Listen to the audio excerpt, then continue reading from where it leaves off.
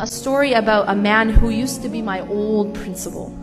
So talking like over a decade ago, I used to teach at an Islamic school, and he was the principal. He was an older gentleman from Thailand.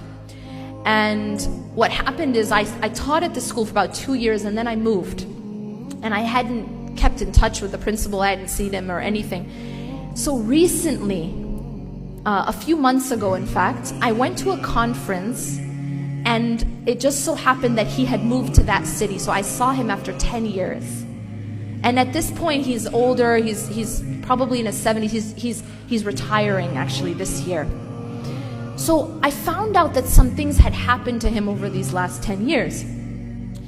One of the things that happened is his wife, his beloved wife, she had gotten cancer and she had passed away. Inna lillahi wa inna ilayhi raji'un. May Allah have mercy on her soul. And something else happened. Shortly after the loss of his wife, his son, who was only around 21 years old, was delivering pizzas, and one of the people that he was delivering pizzas to, or someone that he met while he was delivering pizzas, slaughtered him, just cut his neck, just like that, just killed him like that.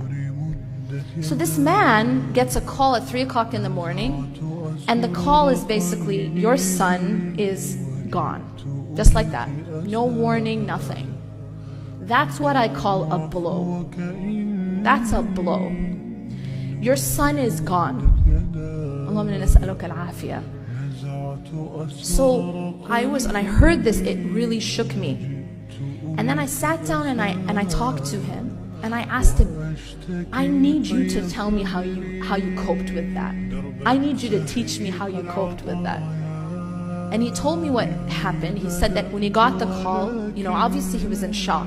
And he said he started to sort of pace around the room and said, Inna lillahi wa inna ilayhi raji'un, and trying to process what had happened.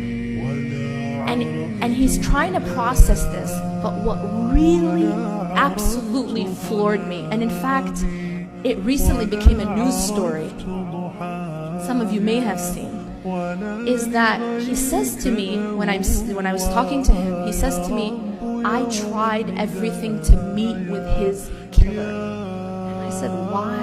Why do you want to meet with his killer? He said, for 2 years now, I have been trying to have a meeting with his killer. And his killer is in maximum security jail. You can't meet, he couldn't. The lawyers are like, you can't. And he said, please, just make an exception. Allow me to meet with him. And I asked him, why? Why do you want to meet with the killer? And he said, because I want to teach him, I want to give him, I want to forgive him. I want to forgive him, and then I want him, watch this. He said, I want to forgive him, and then I want him to be in the same place with Salahuddin, my son.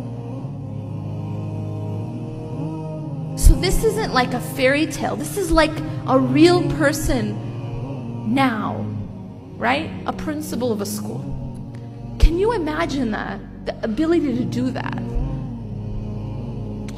He said, I want to forgive him, and I want him to be in the same place with my son. I want him to, not only do I want to forgive him, but I want him to be forgiven by God, and I want him to enter paradise with my son. That's what he said. And that was the reason why he wanted to meet with him. He wanted to forgive him and give him the truth, the message, so that he could be forgiven. They actually, if you go and you search it up, they made a news story out of it. He finally got to meet him in court, literally like a week or a week and a half ago.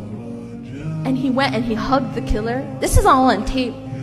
He finally got to meet with him in court. He hugged him and he said, on behalf of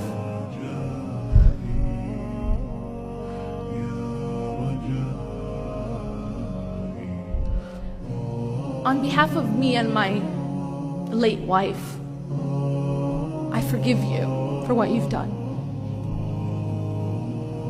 Why I tell this story is because it's a powerful testament to the power of Iman. That's it. These kinds of things are absolutely impossible without Iman.